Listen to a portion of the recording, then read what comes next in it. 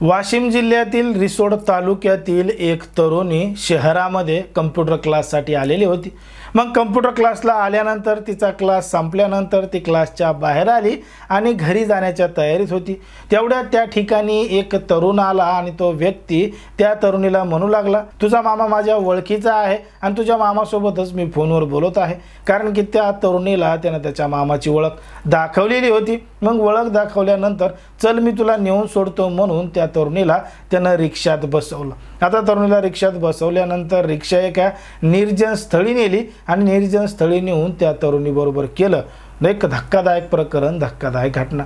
नेमकं काय आहे संपूर्ण प्रकरण, कुठं घडली ही घटना, हे आपल्याला अगदी सविस्तरपणे बघायचं आहे। पण जर तुम्ही अजूनही आपलं चॅनल सबस्क्राईब केलं नसेल तर लगेच सबस्क्राईब करून घ्या आणि बाजूला असणाऱ्या बेल नोटिफिकेशनला सुद्धा ऑन करायला विसरू नका।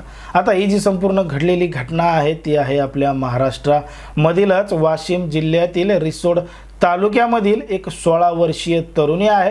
कम्प्युटर क्लासेससाठी ती याच रिसोडमधल्या सिव्हिल लाईन परिसरामध्ये आलेली होती आणि दुपारच्या 2-3च्या सुमारासचा टाईम झालेला होता। तिचा कम्प्युटर क्लास झालेला होता आणि ती घरी जाण्यासाठी निघालेली होती। आता निघालेली असतानाच वाटेमध्येच तिला एक व्यक्ती भेटला आणि तो व्यक्ती त्या तरुणीला म्हणू लागला की मी तुझ्या मामाचा मित्र आहे, तुझा मामा माझ्या चांगल्या ओळखीचा आहे आणि तिला ओळख पटावी म्हणून तिच्या मामाचं नाव सुद्धा त्या व्यक्तीनं त्या तरुणीला सांगितलेलं होतं। आता मामाचं नाव सांगितल्यानंतर थोडी ओळख सांगितल्यानंतर चल मी तुला नेऊन सोडतो म्हणून त्या तरुणीला एका रिक्षामध्ये बसवलं आणि तुझ्याच मामासोबत बोलत आहे असं त्या तरुणीला सांगितलं। आता तिला रिक्षात घेऊन बसल्यानंतर त्या तरुणीला घेऊन तो एका निर्जन स्थळी गेला आणि निर्जन स्थळी नेल्यानंतर त्याच्याजवळचा चाकू काढला आणि तो चाकू त्या तरुणीला लावला आणि चाकूची धमकी देऊन तिला जीवे मारण्याची धमकी देऊन त्या तरुणीबरोबर त्यानं त्या ठिकाणीच अत्याचार केला।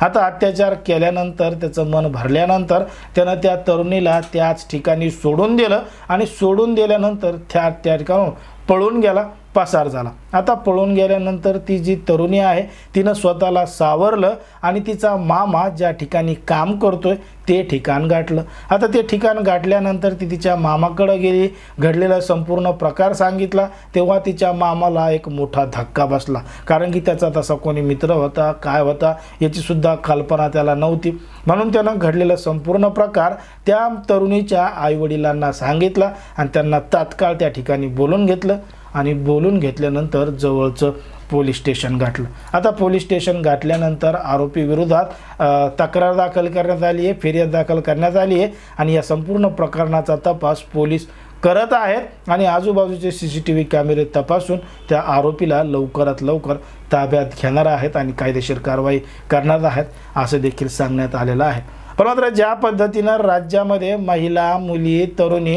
यांच्यावर अन्याय अत्याचाराचं प्रमाण वाढत चाललंय, त्यामुळे अशा आरोपींना कायद्याचा धाक राहिलाय की नाही असा देखील प्रश्न या ठिकाणी निर्माण झालाय। पण मात्र ज्या पद्धतीनं सध्या राज्यामध्ये घटना घडत आहेत त्याला नेमकी काय कारणं आहेत, तुम्हाला काय वाटतं हे अगदी स्पष्टपणे कमेंटमध्ये सांगा आणि अशाच पद्धतीचे नवनवीन व्हिडिओ पाहण्यासाठी आपल्या चॅनलला लगेच सबस्क्राईब करा।